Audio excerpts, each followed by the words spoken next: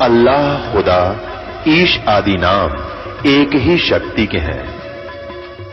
वो कैसा है, कहां है, कैसे मिलता है, किसने देखा है? ये प्रश्नवाचक चिन्ह पूर्ण रूप से हटाने के लिए अवश्य सुनिए जगत गुरु तत्वदर्शी संत रामपाल जी महाराज के अमृत वचन, सर्व पवित्र धर्मों के पवित्र शास्त्रों के आधार पर। अब फिर दूसरी बार जब परमात्मा आए, जब पूरी तरफ थी उनको, उसी समय सुबह सुबह स्नान करने के लिए बेई नदी पर गए हुए थे और स्नान करने की तैयारी में थे। गर्मियों का मौसम था। परमात्मा जब वहां पहुंचे तो नानक साहिब जी ने देखा कि महात्मा आ रहे हैं। उनके निकट पहुंच गए, उसी तरह फिर बात करने लगे। काफी देर चर्चा हुई। तो उस समय जब वो दोनों बात कर रहे थे तो अन्य नहीं देख पा रहे थे। वो सोच रहे थे कि अकेले नानक साहिब बातें कर रहे हैं, किससे कर रहे हैं? तो दूसरे कहा करते कि ये भक्त आदमी है, अपने आप ऐसे बोलता रहता है, कई बार भगवान की महिमा गुनगुनाता रहता है और वो बातें ऐसे कर रहा जैसे सामने कोई बैठा हो। तो अन्य जो स्नान करने के लिए गए थे वो अपना स्नान करने में व्यस्त हो गए। तो उसी समय परमात्मा से नानक साहिब जी ने कहा कि मैं इस दरिया में छुपूंगा, मुझे खोज देना। परमात्मा भी साधु रूप में, जिंदा के रूप में, और नानक साहिब जी दरिया के अंदर छलांग लगा दी। तो परमात्मा ने अंदर से ही उनको अंतर ध्यान किया दरिया से ही, और अब स्ट्रीम में ले गए। अब अन्य व्यक्तियों ने सोचा कि ये डूब गए। काफी देर बाहर नहीं निकले तो हाहाकार मच गई, नगर में शोर हो गया। गोताखोर आ गए, दूर तक जाल डालकर खोजा, कुछ नहीं मिला। सबने सोच लिया कि नानक साहिब जी डूब गए। उधर से परमात्मा उनको लेकर के सचखंड गए, सतलोक में ले गए अपने स्थान पर। ऐसे ही धर्मदास जी को सतलोक लेकर गए थे, वापस छोड़ा था। ऊपर जब सचखंड के अंदर गए, सब ब्रह्मांडों की स्थिति से परिचित कराया। श्री ब्रह्मा, श्री विष्णु, श्री शिव जी के लोक दिखाए, 21 ब्रह्मांड, ये सब रास्ते दिखाए। फिर सचखंड में जब पहुंचे तो वहां परमात्मा अन्य रूप में सिंहासन के ऊपर विराजमान है। सिर पर मुकुट है, मालिक है, श्वेत मुकुट है, और एक रोमकूप में करोड़ सूर्य मिला दे, करोड़ चंद्रमा। ऐसा तेज है उस परमात्मा का। अब जो ही कबीर साहब वहां जिंदा महात्मा वाले रूप में ऊपर गए तो नानक साहिब जी ने देखा कि परमात्मा तो ये है जड़ा तख्त पे विराजमान है, और ये जिंदा महात्मा तो यहाँ का कोई सेवक नौकरगण होगा। कबीर साहब ने वहां उठाकर चंवर परमात्मा के ऊपर आदर से करने लगे, अपने ही दूसरे रूप पर।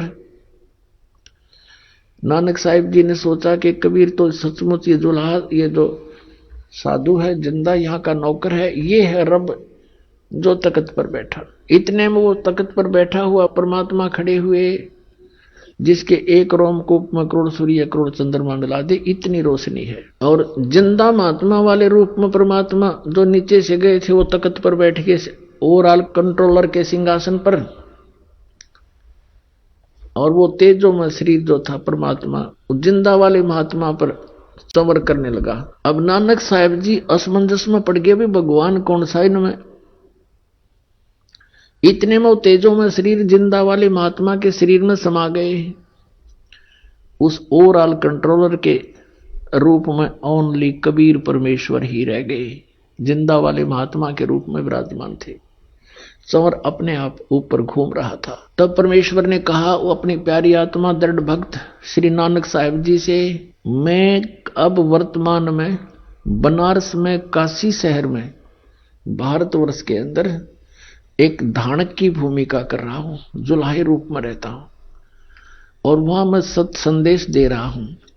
और नानक साहब जी से कहा कि आपका ये स्थान है, आप यहां से गए हुए हो और लगभग 60,000 जन्म तो आपके बहुत अच्छी अच्छी भगत के रूप में हो चुके हैं और तेरे जैसी अच्छी आत्मा भी वहां भटक रही है उन साधनाओं के करने से, तो आम जीव का क्या होगा बच्चा।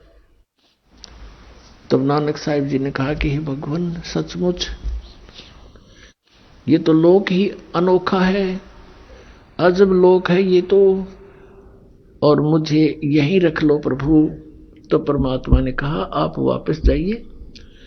आप जब यहां से गए आप भक्ति युक्त थे, अब आप में भक्ति नहीं रही, आप उतना ही चार्ज होकर के वापस आओगे, उतना ही भक्ति युक्त होकर वापस आओगे। उतनी ही भक्ति के लिए तुम्हें जो तैयार करने के लिए, तुम्हारे अंदर भक्ति प्रवेश करने के लिए मेरे पास सतनाम और सार नाम है। जिन अन्य मंत्रों से आप 1 करोड़ जन्मों में भी भक्ति संग्रहित नहीं कर सकते, संचित नहीं कर सकते, आप थोड़े ही समय में मर्यादा में रहते हुए उस सतनाम और आदि नाम से आप इतनी भक्ति युक्त हो जाओगे, 1000 युग में भी नहीं हो, जन्मों में नहीं हो सकते जितना आप इन मंत्रों से थोड़े ही दिनों में, कुछ ही वर्षों में भक्ति युक्त हो जाओगे यदि नियमित रहोगे तो। अपुण्यात्मा वो तो पहले पुण्यात्मा थे, भगवान पर विश्वास करते थे, संतों पर विश्वास करने वाले थे। उन्होंने उनके इसी वचन से समझ लिया कि सचमुच ऐसा कोई मंत्र है, और वो मंत्र, वो सतनाम मैं आपको दूंगा काशी शहर में, बनारस में, वहां आना। इस तरह फिर सारे ब्रह्मांड दिखाए, ब्रह्मा विष्णु महेश के लोक दिखाए। 3 दिन तक डिस्कस होती रही भगवान और उस प्यारी आत्मा की। तीसरे दिन उसी समय सुबह सुबह उस दरिया पर नानक साहिब जी को छोड़ दिया। शरीर में, शरीर कहीं छुपा रखा था। सुबह सुबह नानक साहब उसी दरिया पर दिखाई दिए। अन्य जनता वहां स्नान करने के लिए गए हुए थे। सबने देखा कि नानक साहब तो जीवित हैं, जीवित हो। खुशी की लहर दौड़ गई, सारा नगर देखने को दौड़ गया। बहन को पता लग गया कि मेरा भाई जीवित है, नहीं तो बुरा हाल हो गया था, रो रो के दौड़े आए सब। उसी दिन से नौकरी भी त्याग दी नवाब की, और पुण्यात्मा नौकरी पर एक दिन गए थे, जाकर के सबको सौदा लेने आए ना, सबको देने लगे 1 2 3, 13 से आगे गिनना भूल गए। 13 हे भगवान, यहाँ है नहीं कुछ भी, सब कुछ 13 करके सारा लुटा दिया खजाना। किसी ने शिकायत की नवाब को कि आपका खजाना आपके नौकर ने लुटा दिया, खाली कर दिया। और स्वयं वो वहां उस जिंदा वाला जैसे रूप में परमात्मा मिले थे वैसा ही चोला पहन के, वेशभूषा बनाकर शमशान घाट पर जा बैठे। उधर से उस खजाने की जांच करवाई गई श्री जयराम जी की उपस्थिति में, जो श्री नानक साहिब जी के बहनोई थे, जिनके जमानत से, जिनकी शनाख्त से वो वहां नौकरी लगे थे। तो कहते हैं खजाने की जब जांच हुई तो 760 रुपये नानक साहिब जी के ही सरकार की तरफ एक्स्ट्रा प्राप्त हुए। उस नवाब ने अक्षमा याचना की और कहा बुला लो एक बार उनको, फिर से नौकरी ग्रहण कर ले। अब नानक साहिब जी ने वो सब पैसे वहीं छोड़ दिए और कहा मुझे नहीं चाहिए तेरी नौकरी, अब सच्ची सरकार की नौकरी करूंगा। कहने लगे मैं परमात्मा की खोज करूंगा, वो यही बनारस काशी में रहता, यही रहते हैं, पृथ्वी पर आए हुए हैं, मुझे मिले थे। कौन मिला था तुझे? कि मुझे सतपुरुष मिला था, सचखंड लेकर गया था, और उसकी खोज करूंगा मैं, मुझे सतनाम प्राप्त करना है। अब इसी प्रकार आदरणीय गरीबदास साहिब जी को परमात्मा मिले थे। गांव छुड़ानी के खेतों में गौ चरा रहे थे, जिंदा महात्मा का रूप बनाकर वहां आए। 10 वर्ष के बालक थे गरीबदास जी, गौ चरा रहे थे और भी कुछ पाली ग्वाले साथ में थे। उनको भी फिर परमात्मा सचखंड लेकर गए थे। उनको शाम को वापस छोड़ दिया था, 10 बजे ले गए थे, शाम के 8 बजे वापस छोड़ दिया था। उनका अंतिम संस्कार करने लगे थे मृत समझकर, तब वापस आ गए थे और आते ही ये अमृतवाणी बोलनी शुरू कर दी थी। क्या बताया उन्होंने भी, हम सुल्तानी नानक तारे दादू को उपदेश दिया, जात जुलाहा भेद न पाया वो काशी माहे कबीर हुआ। आदरणीय गरीबदास साहिब जी ने क्या कहा है कि झांकी वेख कबीर की, नानक की तीवा वह सिखों के गल पड़ी, इब कौन छुटावे ता। कि झांकी वेख कबीर की, झांकी माने वो नजारा सचखंड का। जैसे आप 26 जनवरी पर देखते हो भारतवर्ष में झांकियां निकलती हैं, ये हरियाणा प्रांत की झांकी है, ये पंजाब प्रांत की झांकी है। इसमें ऐसा अपने अपने जो मॉडल बना करके प्रदर्शन किए जाते हैं। तो कहते हैं आदरणीय गरीबदास साहब जी कहते हैं, झांकी वेख कबीर की, नानक की वाह वाहे गुरु वाहे गुरु वाहे, कि वाह गुरु तेरी वाह तेरी। कि सतनाम बिना मोक्ष नहीं, सतनाम का हम आस पास भी नहीं। अब उस महात्मा ने, उस महान आत्मा ने इस मंत्र के प्राप्त होने की कितनी खुशी मनाई, कितनी सराहना की अपने गुरुदेव के प्रति, यानी परमात्मा के प्रति। और आपको तो इतने आसानी से मिल रहा है, आप इसकी कदर नहीं जानते। ये सतनाम आज तक केवल इन चंद महात्माओं को मिला था, उसके बाद इनको बैन कर दिया था कि बताना नहीं। अभी परमात्मा ने इनसे कह दिया था, प्रतिज्ञा दिला दी थी कि तुम जाप करो सतनाम का, 2 अक्षर का ये सतनाम।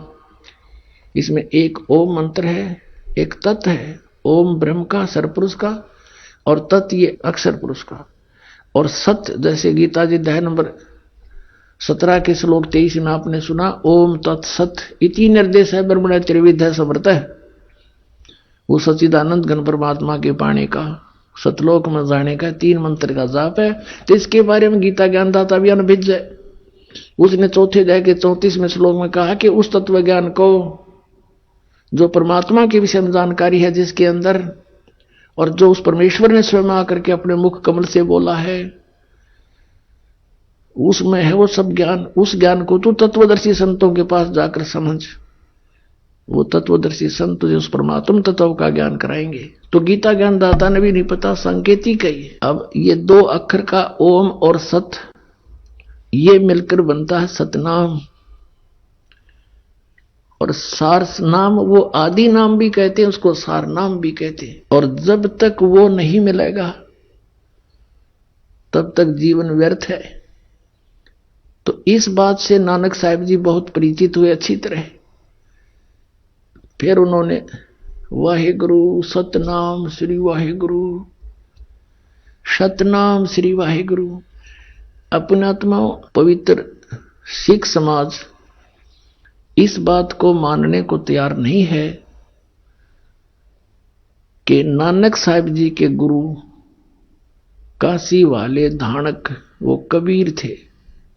इसके विपरीत यह सिद्ध करने की चेष्टा की है कि श्री नानक साहिब जी ही कबीर साहिब के गुरु थे। पुण्यात्माओं, ये तो एक हमारी एक अपनी एक टेंडेंसी है, हमारा सब क्या एक स्वभाव है कि हम अपने गुरु या इष्ट को किसी से छोटा देखना पसंद नहीं करते। लेकिन हमारे कोई कहने करने से कोई छोटा बड़ा नहीं हो सकता, और हमने ये छोटे बड़े के चक्कर में पड़ना भी नहीं चाहिए। हमने ये भी देखना चाहिए कि इन महापुरुषों ने गुरु और शिष्य का रोल करके हमें क्या बताना चाहा है।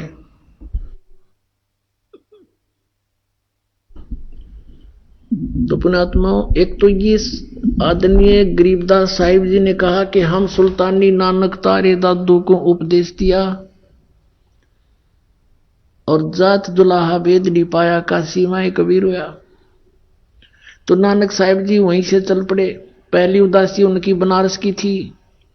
रस्ते में बहुत से सिद्धों से, महापुरुषों से, मंडलेश्वरों से चर्चा की और पूछा कि क्या ब्रह्मा विष्णु महेश के माता पिता कौन हैं।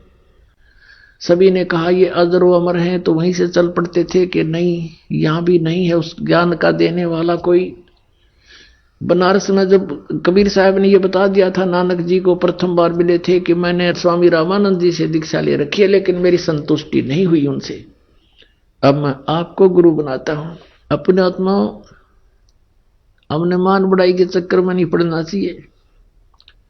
स्वयं भगवान ने आकर अपनी प्यारी आत्माओं को निकालने के लिए अपने आप को एक जीव, एक आम साधारण व्यक्ति सिद्ध किया और उनको महात्मा के नाम से संबोधित किया। कहते बड़े बड़ाई ना करे, बड़े न बोलने बोल, और हीरा कबू कहे नहीं मेरा लाख टका है बोल। अब जो ही रामानंद जी के पास गए, रामानंद जी से चर्चा की कि ब्रह्मा विष्णु महेश के माता पिता कौन है, स्वामी जी बताइए। श्री रामानंद जी ने कहा कि मुझे कुछ पता नहीं था भक्त, अब वैसे तो मेरे शिष्य कहलाते हैं, लेकिन वो परमात्मा आए स्वयं। ये ज्ञान मेरे को कबीर भगवान ने दिया है, और इनके माता पिता की पूरी डिटेल आपने चाहिए तो कबीर साहब से मिल लो। अब नानक साहिब जी ने कहा कि कौन कबीर, कहां है वो। अब मुझे मिला उनसे। आदरणीय रामानंद जी ने एक सेवक भेज दिया आदरणीय नानक साहिब जी के साथ, और परम पूज्य कबीर परमेश्वर जी जहां अपनी झोंपड़ी में बैठकर कपड़ा बुनने की लीला कर रहे थे, उनको पता था कि प्यासी आत्मा आ रहे हैं। कहां तलवंडी पश्चिमी पाकिस्तान में, कहां बनारस काशी शहर भारत में, वहां पैदल पहुंच गए। और कुछ भक्त ऐसा करते हैं जी, 3 महीने से पहले नहीं आया जा सकता, दूर बहुत है, अरब तक गाड़ी चलें, रेल चलें, हवाई जहाज चल पड़े। जिन्होंने परमात्मा की कसक लगी वो आगा पीछा नहीं देखते, और उन्हीं को मिलता है। तो वहां जाकर देखा कि सचमुच ये तो वही है जो सचखंड में देखा था। हो, ये तो सबको धोखा देकर बैठे हैं, खुद भगवान आए हैं। नानक साहिब जी ने कहा था, फाई सूरत मुल्क की वेश, ए ठगवाड़ा ठगी देश, खरा सियाणा बोता बार। लोगों ये धानक रूप रहा करतार, देखो ये धानक रूप, ये दुल्हा रूप में बैठा ये भगवान, ये भगवान। ये श्री गुरु ग्रंथ साहिब जी के प्रश्न नंबर 24 पर यह वाणी पूरी अंकित है। गुरु ग्रंथ साहिब के 721 पृष्ठ पर कहा है कि एक अर्ज गुप्तम पेश तोदर कून करतार, हक्का कबीर करीम तू बे ए परवरदिगार। हक्का कबीर माने सत कबीर। तो यहां पर ये अनुवाद करता कहते थे कि यहां कबीर का अर्थ बड़ा है, काशी वाला कबीर यहां मायने नहीं रखता, क्योंकि नानक साहिब जी को तो सतपुरुष मिले थे, सतपुरुष। अपने आत्माओं ये कंसेप्ट क्लियर करते हैं इन्हीं महापुरुषों के इतिहास और सदग्रंथों और जीवनी से। ये देखिएगा, भाई बाले वाली जन्म साखी,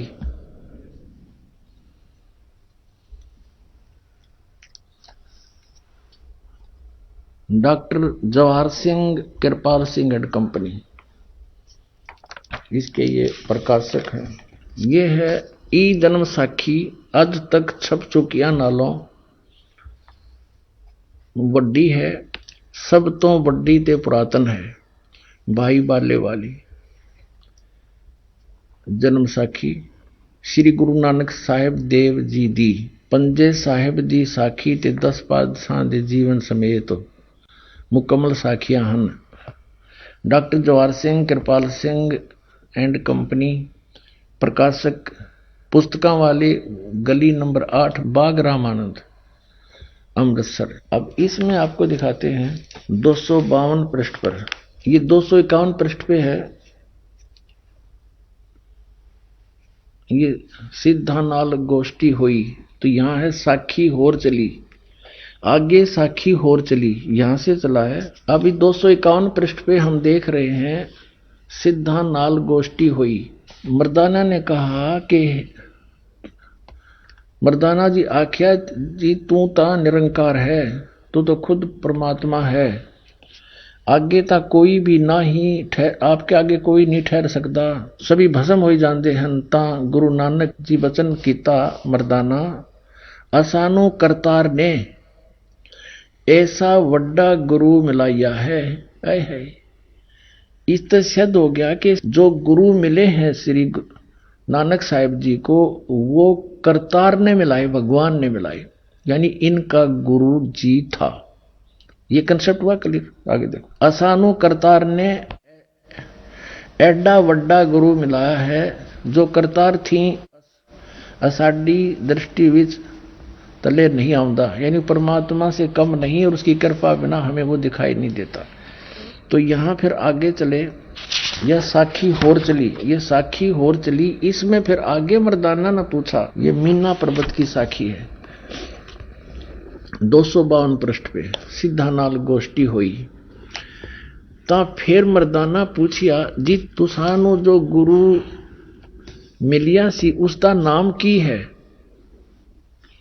ता गुरु नानक जी की हा मर्दाना उसका नाम बाबा जिंदा अखदे हन,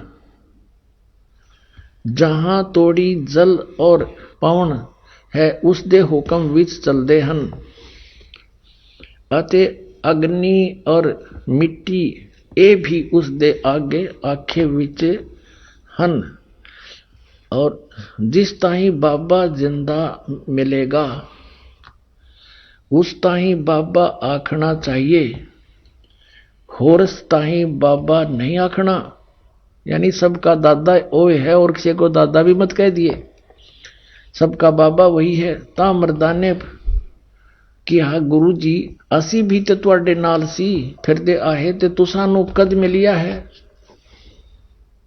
ता गुरु नानक जी की हा मर्दाना अजे तू असा थी नहीं आया से, तुम्हारे साथ नहीं था, जद असी मिलन गए से। ता मर्दाने कहा जी कद गए से? ता गुरु जी कहा जद सुल्तानपुर विच डुबकी लाई सी, सुल्तानपुर में दरिया में डुबकी लाई सी, तब मर्दाने असी 3 दिन उसे पासे रहे से, 3 दिन उसी के पास रहे थे। मर्दाना भाई बाला जानते हैं, मर्दाना वो ऐसा गुरु है जो जिसकी सता संपूर्ण जगत नू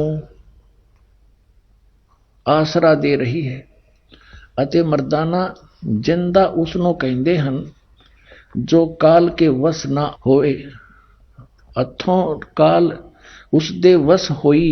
ता मर्दाना की हाजी उसदा रंग की है अते उसदा आसन किथे है। ता गुरु जी की हा मर्दाना उसदा रंग लाल है, पर उस लाली नाल कोई भी लाली मिलदी नहीं, अते उसदे रोम स्वर्ण दे रंग दे हन, सोने कैसे रंग है, पर उन्हां दे नाल सोना भी दख नहीं देंदा है। अब इसे सिद्ध हो गया कि उनको बेई नदी में जब डुबकी लगाई तब उनको गुरु मिला। अब और दिखाते हैं, आपको कंसेप्ट क्लियर करते हैं। ये है प्राण संगली, और ये कहां से छपी है? प्राण संगली प्रथम भाग यहां से छप, प्रकाशक है बेलविडियर प्रिंटिंग वर्क्स, ये 56A/13 मोतीलाल नेहरू रोड इलाहाबाद। इसके संपादक कौन है? संत संपूर्ण सिंह जी। ये देखिएगा, गुरुमुख जनों का सेवा विलासी सटीपन उल्थाकार संपूर्ण सिंह तरनतारन पंजाब से। और इसके देखो 15वें पृष्ठ पे नानक साहिब का जीवन चरित्र, जीवन चरित्र है, ये 15 पृष्ठ पे देखिएगा नीचे। संवत 1554 में गुरुजी एक दिन नियमानुसार पहर रात रहे सेवक के साथ बेई नदी पर स्नान करने को गए, तो वहां एक साधु से भेंट हुई, जिसने चेताया कि बाबा नानक जी, तू किस काम के लिए इस संसार में भेजे गए हो? तुम्हारे लिए सच्चे दरबार से क्या आज्ञा है और क्या कर रहे हो? इस पर गुरुजी उस साधु के साथ बेई नदी में घुसकर और 3 दिन तक गुप्त रहे। लोग अपनी अपनी समझ के अनुसार कोई कहते थे कि डूब गए, कोई और कुछ अनुमान करते थे, परंतु वास्तव में गुरुजी अपने शरीर को योग बल से समाधि दशा में नदी में स्थापित करके सतपुरुष के चरणों में सतनाम का खुल्लम खुल्ला उपदेश करने की आज्ञा के लिए सचखंड में गए थे। 3 दिन पीछे जब वह नदी से निकले तो मोदी खाने में जाकर सब सामग्री सीधा साधुओं और भूखों को लुटा दिया। अब कहने का भाव ये है कि इनको कौन मिले थे, उन्होंने कंसेप्ट क्लियर कर दिया कि मुझे एक साधु मिला था। अब आपको हिंदी में भी दिखाते हैं, ये देखिएगा, ये हिंदी वाली है, ये भाई बाले वाली जन्म साखी, और ये कहां से छपी है? भाई चतर सिंह जीवन सिंह अमृतसर तक। भाई बाले वाली श्री गुरु नानक देव जी की जन्म साखी, ये यहां से छपी अमृतसर से। ये इधर भी देखें, ये भाई चतर सिंह जीवन सिंह बाजार माई सेवा अमृतसर, यहां से। यहां पृष्ठ नंबर 197 पे काजी रुकन दीन सूरा था, उसके साथ वार्ता हो रही है नानक जी की। नानक आखे रुकन दीन सच्चा सुनो जवाब, चारों कूट सलाम कर ता तू ही होए सवाब। अब 198 पे कहते हैं, खालक आदम सिरजिया आलम बड़ा कबीर, और कायम दायम कुदरती सिर पीरां दे पीर। अब देखो यहां आलम बड़ा कबीर और सब पीरां दे पीर, सिर पीरां दे पीर, इसका अर्थ इसी दासा हो गया। अगर यहां कबीर का अर्थ कोई बड़ा करता है गुरु ग्रंथ साहिब में 721 पृष्ठ वाले को, तो उसको यहां भी देखना चाहिएगा। नानक साहिब जी ने ये कंसेप्ट क्लियर कर दिया, वड्डा अलग लिखा है, कबीर अलग लिखा है। जिस खालक यानी परमात्मा ने आदम जी की रचना की, आदम जी को उत्पन्न किया, वह आलम माने परमात्मा, बड़ा यानी सबसे सुप्रीम, सबसे सर्वशक्तिमान, वो कबीर परमात्मा है जिसने आदम की भी रचना की। और कायम दायम कुदरती, और वही गुरु रूप में सिर पीरों के पीर, वही गुरु रूप में यहां आता है। अब कहते हैं, सजदे करे खुदाई नु आलम बड़ा कबीर, निमदा चारों कोट को जानन पीर फकीर। चारों कोट में घूमता है वो परमात्मा, और वो आलम बड़ा, ये सजदे है, सजदे करे खुदाई नो आलम बड़ा कबीर। अब इन सभी प्रश्नों से ये स्पष्ट हो गया कि कबीर परमात्मा धानक रूप रहा करता, ये श्री नानक देव जी के गुरु जी भी हैं और ये पूर्ण परमात्मा भी है। श्री गुरु ग्रंथ साहिब के 721 पृष्ठ पे लिखा है कि नीच जात परदेसी मेरा, खिन आवे तिल जावे, और जाकी संगत नानक रेंदा, और क्यों कर मोड़ा पावे। जैसे आप जी ने ऋग्वेद मंडल नंबर 9 सूक्त नंबर 86 मंत्र 26 और 27, ऋग्वेद मंडल नंबर 9 सूक्त नंबर 82 मंत्र 1 और 2 में, ऋग्वेद मंडल नंबर 9 सूक्त 94 के मंत्र 1 में आपने देखा कि वो सदग्रंथ क्या बता रहे हैं कि वो परमात्मा ऊपर रहता सचखंड में, वहां से एक बिजली जैसी बहुत तीव्रगामी, बहुत तेज चलने वाले पदार्थ के समान यहां आता है, अच्छी आत्माओं को मिलता है, उनको सत उपदेश दृढ़ाता है, उनको सच्चा ज्ञान देता। अब ये भी नानक साहिब जी ने कंसेप्ट क्लियर कर दिया कि जब ये सचखंड में गए, उस सतलोक में प्रकाश है बहुत, वो स्वयं प्रकाशित है, और वहां उस प्रकाश के अंदर एक निरंकार भगवान बैठा है। देखिएगा, यह है सचखंड की साखी 309 पृष्ठ पे। यहां क्या लिखा है कि फिर गुरुजी उस स्थान पर पहुंचे जहां महान प्रकाश है और प्रकाश रूपी सिंहासन पर निरंकार स्वयं विराजे हैं। अब देखो, उसमें प्रकाश है और प्रकाश रूप सिंहासन पर निरंकार स्वयं विराजे हैं, यानी वो लोक भी प्रकाश में है और परमात्मा भी प्रकाश में है और सिंहासन पर विराजमान है। और देवी देवता अवतार अपने अपने हाथ बांधे हुए आज्ञा की प्रतीक्षा में खड़े हैं। वह प्रकाश लाखों चंद्रमाओं के प्रकाशों से परम सुखदायक शीतल प्रकाश है। तब गुरुजी ने वहां स्तुति की। विष्णु जी की उपस्थिति में वह स्थान परम रम्य हो रहा था। तब भगवान ने प्रेम से कहा, आओ नानक देव, तुम तो सदैव मुझ में मिले हुए हो, तुम में और मुझ में कोई अंतर नहीं है। तुमको सतनाम के उपदेशार्थ संसार में भेजा है। तब गुरुजी ने कहा कि हे सर्वज्ञ, जहां आपकी आज्ञा थी वहां सतनाम का प्रकाश मैंने किया है, और जहां जो आज्ञा होगी वहां मैं पूर्ण करूंगा। यह कहकर गुरुजी ने शब्द कहा। अब इस बात को समझना है कि इसमें जब कोई वार्ता हुई है भगवान की, जहां आपकी आज्ञा थी वहां सतनाम का प्रकाश मैंने किया है, और जहां आपकी आज्ञा होगी वहीं पूर्ण करूंगा। इससे सिद्ध हो गया कि श्री नानक जी को भी परमात्मा ने स्पष्ट शब्दों में मना किया था कि इस सतनाम को अभी किसी को बताना नहीं, जो 2 अक्षर का। पुण्यात्माओं, ये तो स्पष्ट हो गया, कबीर इज गॉड।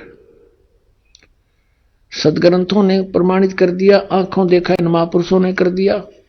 क्योंकि गरीबदास साहिब जी की जो लीला है वो बहुत लेटेस्ट है। उन्होंने जो वाणी लिखी है वह संपूर्ण हमारे पास उपलब्ध है। और कबीर सागर में परमात्मा ने स्पष्ट किया है कि संवत 1775 होई, तादन प्रेम प्रगटै जग सोई, और 12वें पंथ प्रगट हो मेरी वाणी।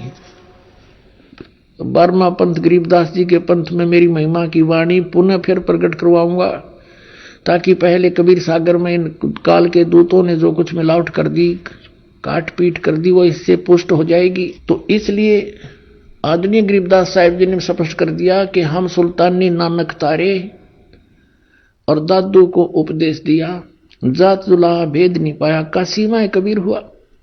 और ये भी स्पष्ट कर दिया नानक साहिब जी ने कि भाई सूरत मुल्क की वेश ए ठगवाड़ा ठगी देश, खरा सियाणा बहुता बारी धानक रूप रहा करता। और फिर ये भी बता दिया कि मुझे परमात्मा ने एक इतना बड़ा गुरु मिला है जिसने सब ज्ञान मुझे दिया, और परमात्मा के तुल्य है वो, उसमें और भगवान में कोई अंतर नहीं है। और फिर ये भी स्पष्ट हो गया कि वो जिंदा बाबा के रूप में मुझे मिला था, 3 दिन उसी के साथ रहा था। अब उसने कौन सा सतनाम दिया था, वो 2 अक्षर का कौन सा मंत्र है। नानक साहब ने कहा कि जे तू पढ़ा बिंदो अक्षर बिंदो नावा। पंडित को कहते हैं, हे पंडित, यदि तू इन 2 अक्षर, इन 2 नाम के बगैर कोई जाप करता है, तो चारों वेद गीता को घोटे बैठा है, कुछ भी तुझे लाभ होने वाला नहीं है। तो कबीर परमेश्वर ने भी कहा है कि कबीर 2 अक्षर 2 भाग होगा खसम तलेगा राख। ये 2 मंत्र जाप करण के हैं। और कुछ अनाड़ी कहते हैं ये जाप करण के नहीं, ये तो साधना करण के। साधना क्या की होगी बताओ? नाम के जाप की साधना होती है और कोई हठ योग करना होता है इसमें। अब आपको दिखाते हैं वो कौन सा मंत्र है 2 अक्षर का। ये देखिएगा, ये वही है पंजाबी भाषा वाली, पंजाबी लैंग्वेज में साखी। इसके हम समुद्र की साखी पर आते हैं 547 पृष्ठ पे। यह है समुद्र दी साखी।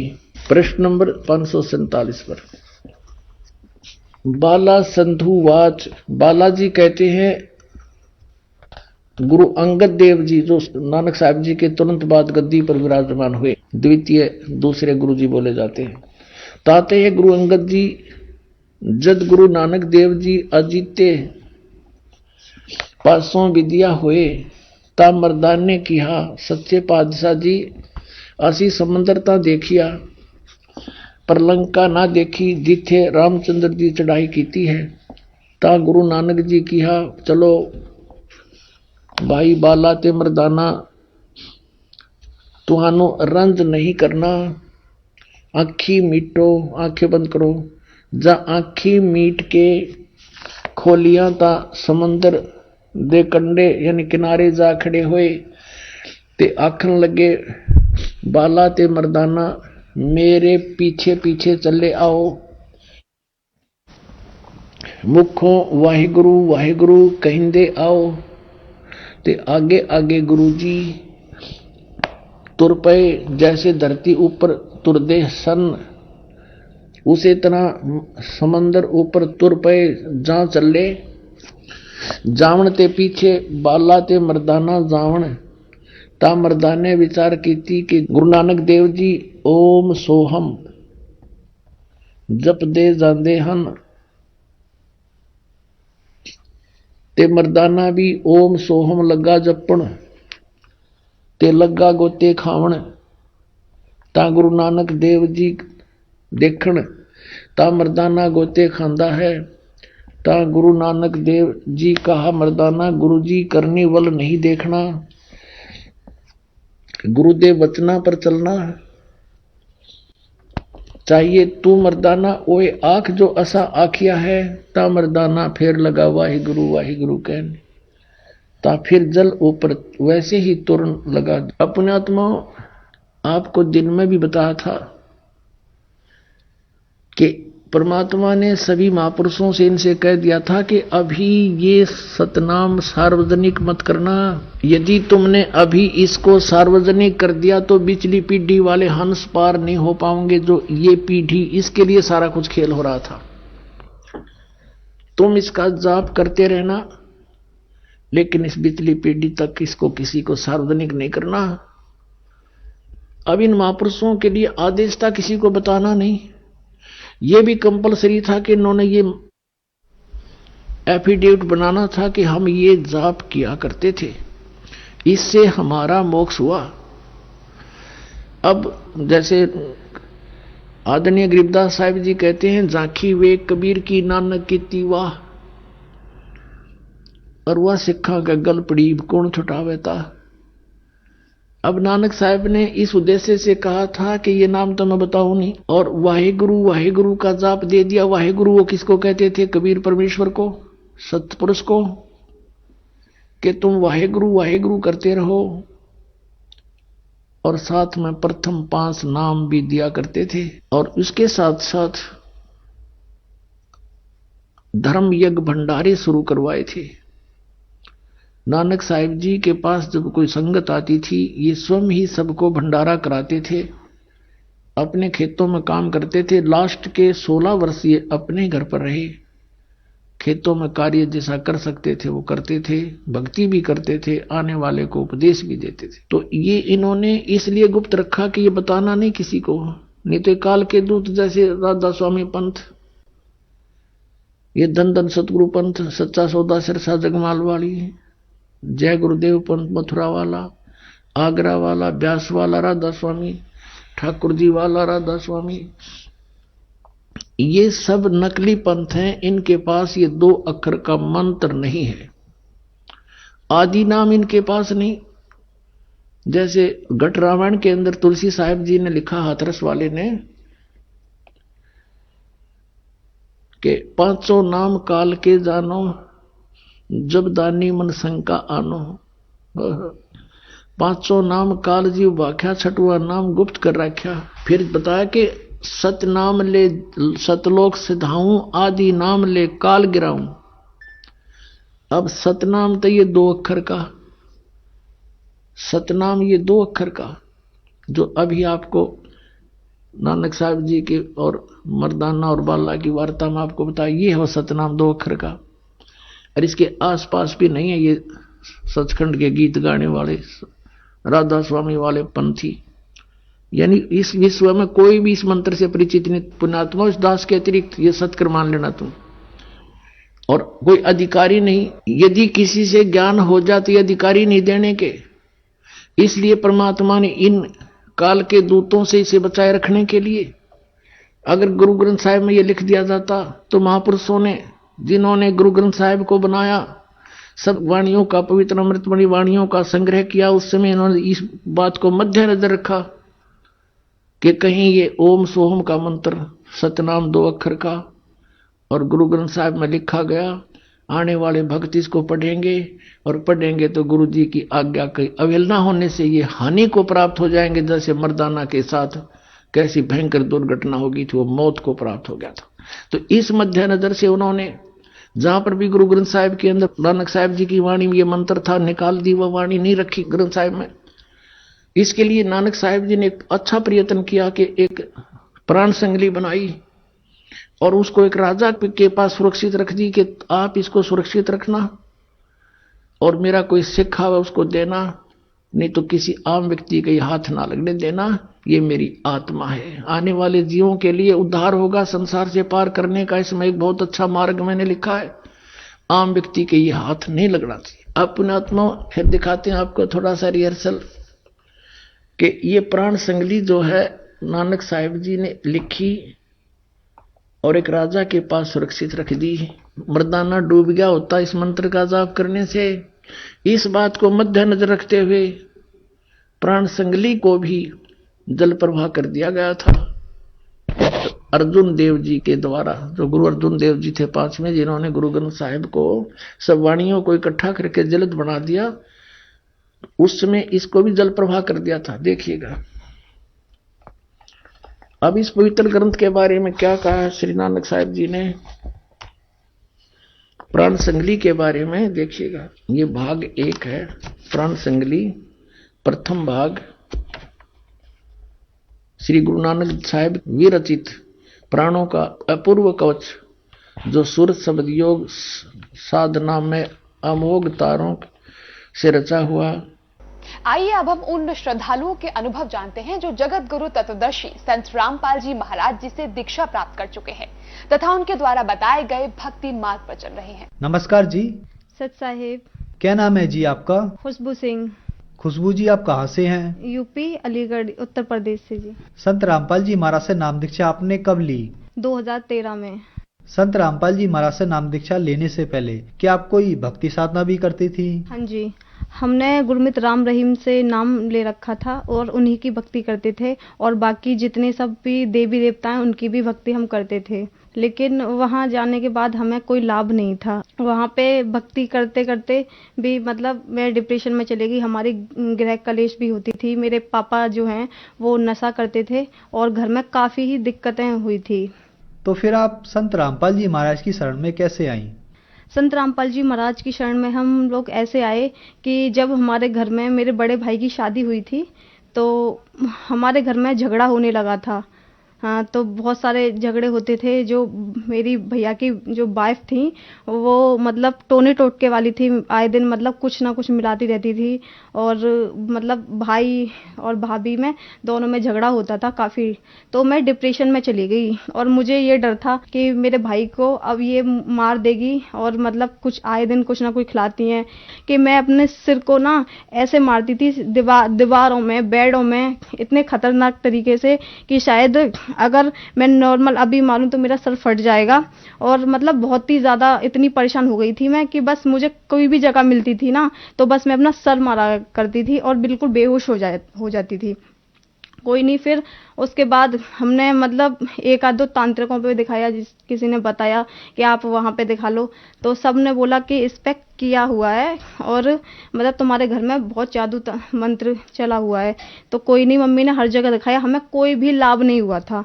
उसके बाद फिर हम लोग आगरा गए। मुझे आगरा केसी गुरनानी डॉक्टर हैं, वहाँ पे दिखाया, वहाँ मेरा टेस्ट कराया तो उसने बोला कि इसके दिमाग में टेंशन है और कुछ भी नहीं है।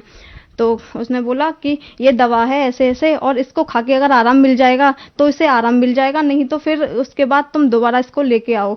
तो मुझे वहां पे ले गए डॉक्टर पे। डॉक्टर के लाने के बाद उसी रास्ते से फिर हम मतलब जो मेहंदीपुर बालाजी हैं वहां पे, मतलब मेरी मम्मी, मेरे भाई और मेरे भाई के कुछ दोस्त थे, वो वहां पे हम लोग गए बालाजी। वहां पे मतलब जो भी पूजा होती है वो सब वहां पे किया। मुझे वहां पे भी कोई लाभ नहीं था। मैं वहां पे भी ऐसे ही सर पटक रही थी, भाग रही थी, सबको मारती थी। जो भी रास्ते में मुझे मिलता था मैं उसको पीटती थी बुरी तरीके से। तो इस तरीके से मुझे मेरे घर वाले मतलब कभी या कपड़े से बांधकर या फिर दोनों हाथ पकड़ के मुझे हर जगह ऐसे ले जाया करते थे। कोई नहीं, फिर वहां से आ गई। तो मेरी दीदी के ससुर संत रामपाल जी महाराज का सत्संग देखा करते थे। तो उन्होंने बोला कि अगर आप लोगों की मर्जी हो तो एक बार संत रामपाल जी महाराज ऐसे ऐसे हैं बरवाला में, और वो मतलब कितनी भी मतलब भयंकर से भयंकर बीमारी हो या कुछ भी ग्रह कलेश हो, कुछ भी हो, कितना भी कुछ भी कराया हो, वहां पे सब लोग ठीक हो जाते हैं। तो मेरी मम्मी ने बोला कि ठीक है, हमने हर जगह दिखा लिया, हमने हर तांत्रिक पे दिखा लिया, डॉक्टर पे दिखा लिया, सबने बस ये दवा दे देते हैं, लेकिन कोई हमें लाभ नहीं था। मुझे बस यही प्रॉब्लम थी कि मुझे एकदम मतलब बेहोशी आती थी और मैं अपना सिर पकड़ के मतलब दीवारों में, बेडों में, जो भी जगह मुझे मिलती थी मैं हर जगह मारती थी अपने सिर को। कोई बात नहीं, फिर उसके बाद मेरी मम्मी ने प्लान बना लिया कि अब मुझे कुछ नहीं सुनना, और क्या कहते हैं ऐसे तो बहुत ज्यादा परेशानी हो जाएगी, और क्या कहते हैं हम लोग संत रामपाल जी महाराज के मतलब जाएंगे आश्रम में और वहां से नाम उपदेश लेंगे। तो भी हम मतलब बोल दिया था मम्मी ने, लेकिन फिर भी नहीं जा पाए। हमने बाद में बोल दिया, मेरा भाई बोला ठीक है चलेंगे, लेकिन हम लोग नहीं जा पाए। फिर उसके बाद दूसरे दिन एक मतलब चलता फिरता बाबा आया और वो बोल रहा था कि मतलब तुम्हारे बेटे को 6 महीने का दिया हुआ है और 6 महीने के अंदर अंदर ये मर जाएगा। कोई बात नहीं, ये बात मैं सुन रही थी, मुझे होश आता था, और इसी बात को सोचते सोचते मैं एकदम मतलब बहुत ज़्यादा परेशान हो गई, बहुत ज़्यादा, इतना कि मेरा दिमाग मुझे खुद नहीं मालूम कि उस टाइम पर कहाँ चला गया। कोई बात नहीं, हम नहीं गए। फिर हमने उस बाबा से पूजा कराई अपने घर में, और मतलब जो भी उसने बताया वो सब किया। भैया का कॉल आया, आपने कुछ घर में कराया है? कि हाँ कराया, कि मुझे परेशानी हो रही है बहुत ज़्यादा।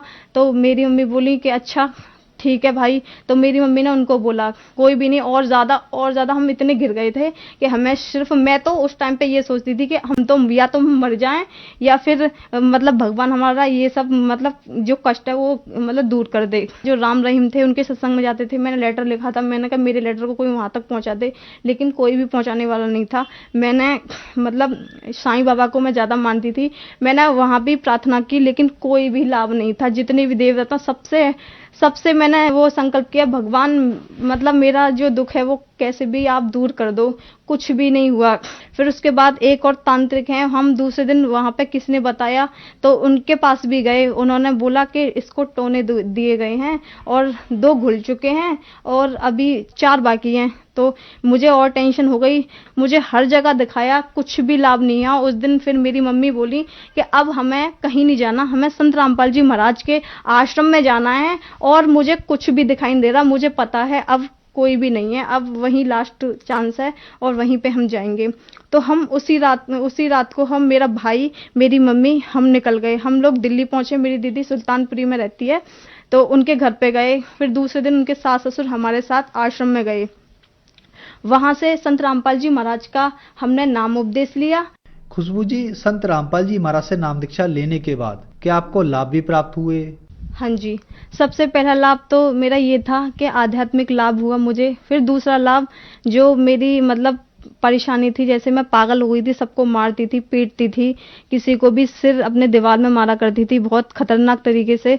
तो मैंने जैसे ही संत रामपाल जी महाराज से नाम उपदेश लिया, उस दिन के बाद मतलब मैंने सबको मारना पीटना बंद कर दिया। फिर 1 महीने बाद मेरा भाई, मेरी सामने मतलब आंटी रहती हैं वो, और मेरी मम्मी और हम लोग गए संत रामपाल जी महाराज के आश्रम में। तो वहां पे आशीर्वाद मतलब दे रहे थे संत रामपाल जी महाराज। तो जैसे ही संत रामपाल जी महाराज ने मेरे सिर पे हाथ रखा, तो मतलब मुझे उस टाइम पे ऐसा लगा था जैसे मेरे शरीर में से कुछ निकल के गया है, मतलब एकदम हल्का सा, और बहुत ही ज्यादा मतलब मैं ऐसा फील कर रही थी कि अब तो मैं बिल्कुल ठीक हो गई। तो फिर जैसे मैं मतलब मेरी मम्मी मुझे देख रही थी, मैंने बोला कि मैंने तो संत रामपाल जी महाराज से आशीर्वाद ले लिया। मेरा जिस टाइम पे मैंने आशीर्वाद लिया था उस टाइम पे मेरा चेहरा मतलब टेढ़ा था। गुरुजी ने मेरे सिर पे जैसे ही हाथ रखा वैसे ही मेरा जो मतलब फेस था वो ठीक हो गया और मुझे मतलब लगा कि हाँ अब मैं ठीक हूँ। फिर मैं अपनी मम्मी के पास गई तो मम्मी ने बोला आशीर्वाद मिल गया कि हाँ जी मिल गया। तो उस दिन के बाद मैं आज तक ठीक हूँ संत रामपाल जी महाराज की दया से। संत रामपाल जी महाराज की दया से फिर मुझे एक और लाभ हुआ कि मुझे थायराइड हुआ था। 15 दिन तक मेरी दवा चली, मुझे कोई भी आराम नहीं था, कुछ भी आराम ही नहीं हो रहा था। मैं दवा तो खा रही थी लेकिन मुझे डर था, पता नहीं क्या हो गया, मेरे को कोई आराम नहीं मिल रहा। उसके बाद 15 दिन बाद जब 16वें दिन मैं अपने चाचा के बेटे के लिए हॉस्पिटल लेके गई, मम्मी भी मेरे साथ थी, तो डॉक्टर ने बोला कि आपको एडमिट होना पड़ेगा। तो मैं डर गई, मैंने कहा एडमिट होना पड़ेगा, मेरे तो एग्जाम है, मैं एडमिट नहीं हो पाऊंगी। कि आप एडमिट उसकी बात कर रहे हो एग्जाम की, आपकी जान खतरे में, आपकी बीमारी पता नहीं चल रही और आपका वेट लेस होता जा रहा है। मेरे में उस टाइम पे 27 kg वेट था। तो डॉक्टर ने बोला आपको एडमिट होना ही है। मैंने कहा ठीक है, मैं अपने भाई से बात करती हूँ अभी। तो मैंने अपने भाई से बात की बाहर आके, भाई ऐसे ऐसे बोला है डॉक्टर ने एडमिट की कि ठीक है हो जा। मैंने मम्मी को मना कर दी, मैं एडमिट नहीं होंगी, मुझे घर ले चलो। फिर मेरे बीच वाला भाई बोला, मेरा भाई है मेरे से बड़ा है, वो बोल रहा है और सब लोग बोलते हैं तुम्हारे गुरुजी तो बड़ी बड़ी बीमारियों को खत्म कर देते हैं। तो उसने बोला कि प्रार्थना लगा लो। जैसे ही मैंने वो लेटर में अपनी जो भी परेशानी थी वो मैंने सब लिखी। तो जब मैं लिख रही थी तो गुरुजी से, संत रामपाल जी महाराज से मेरी ये अरदास थी, बंदी छोड़, मुझे एडमिट ना होना पड़े, आप तो बड़ी बड़ी बीमारियों को खत्म कर देते हो और मुझे बहुत डर लग रहा है। मैं कभी नहीं हुई, इतनी पहले भी इतने केस हुए हैं, मैं कभी डॉक्टरों के पास एडमिट नहीं रही, लेकिन अभी भी मेरे को एडमिट नहीं होना।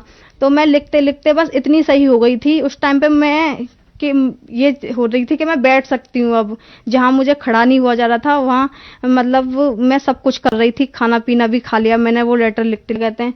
फिर और यहाँ पर गुरुजी ने मुझे दर्शन दे दिए थे कि मतलब आशीर्वाद दिया, गुरुजी सत्संग कर रहे हैं और मुझे आशीर्वाद दिया और मैं उसी टाइम पे ठीक हो गई। और अभी तक मैंने कोई थायराइड की कोई भी दवा नहीं खाई, एक टैबलेट नहीं खाई, अब मुझे कुछ भी प्रॉब्लम नहीं है थायराइड की। अब मैंने टेस्ट भी कराया, मुझे कोई बीमारी नहीं है। डॉक्टर मानने को भी तैयार नहीं हो रहा था कि मतलब तुम ठीक कैसे हुई, ऐसा क्या खाया है।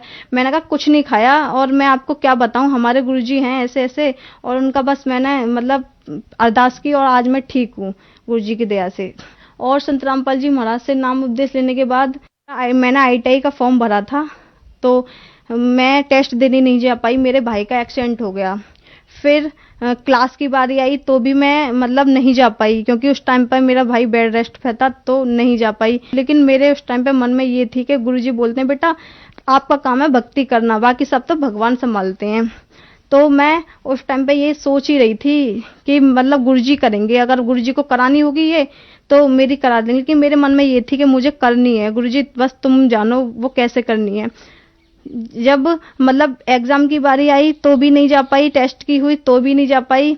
फिर रिजल्ट की बारी, जब फाइनल रिजल्ट निकलता है तो मेरे कॉलेज से कॉल आई कि मतलब आप अपना रिजल्ट ले जाओ, कब लेके जाना है। तो मैंने कहा मैंने तो कोई एग्जाम ही नहीं दिए और ना टेस्ट दिए, मैंने कभी क्लास नहीं की। कि क्या बोल रही हो, तुमने टेस्ट नहीं दिया और एग्जाम नहीं किया, आपने टेस्ट भी दिया है और एग्जाम भी, फुल एग्जाम में आप हो और आप अपने आके मतलब मार्कशीट ले जाओ। मैंने कहा ठीक है।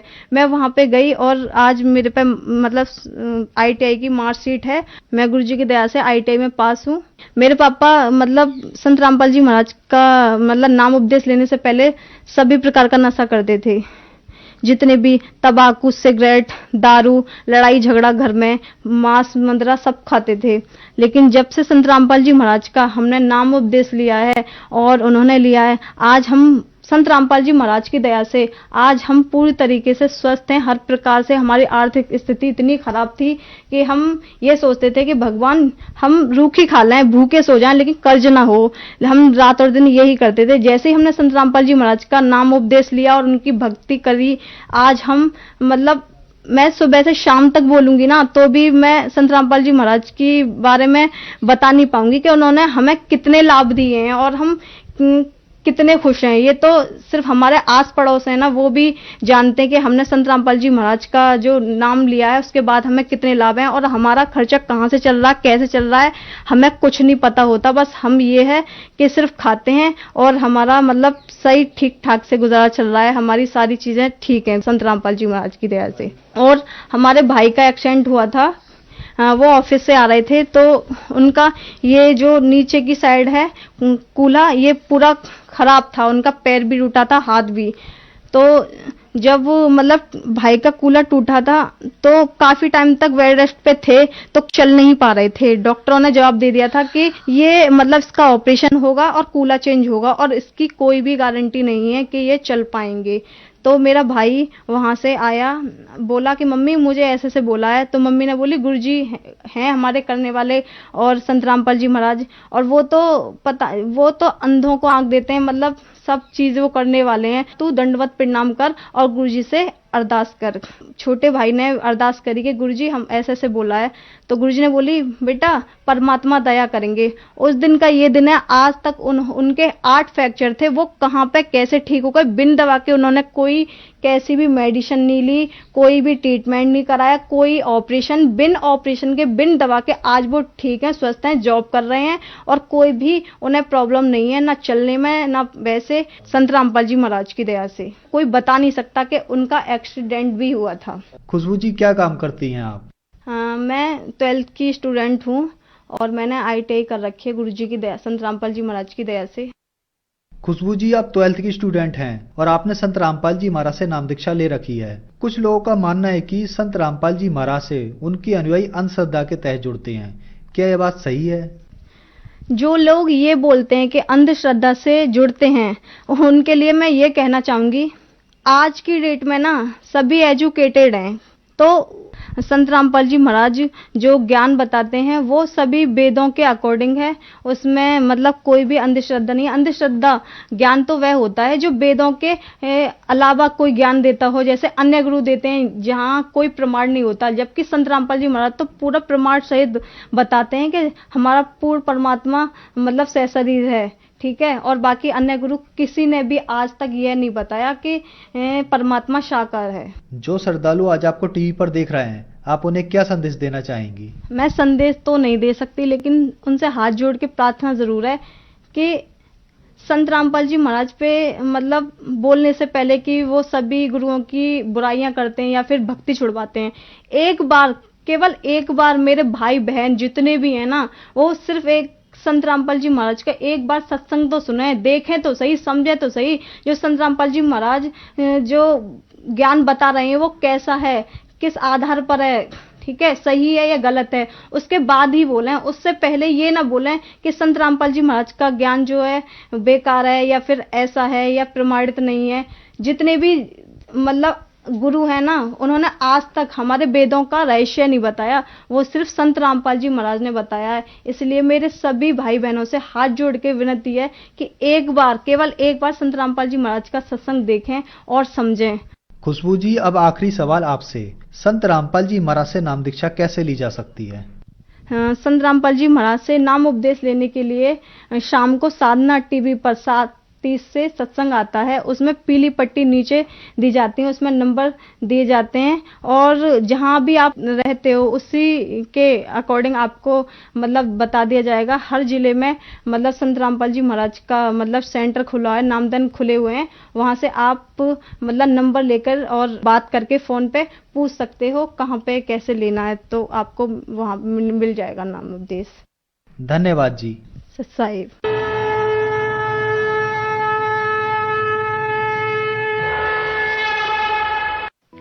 आप सुन रहे थे जगत गुरु तत्वदर्शी संत रामपाल जी महाराज के मंगल प्रवचन। अधिक जानकारी के लिए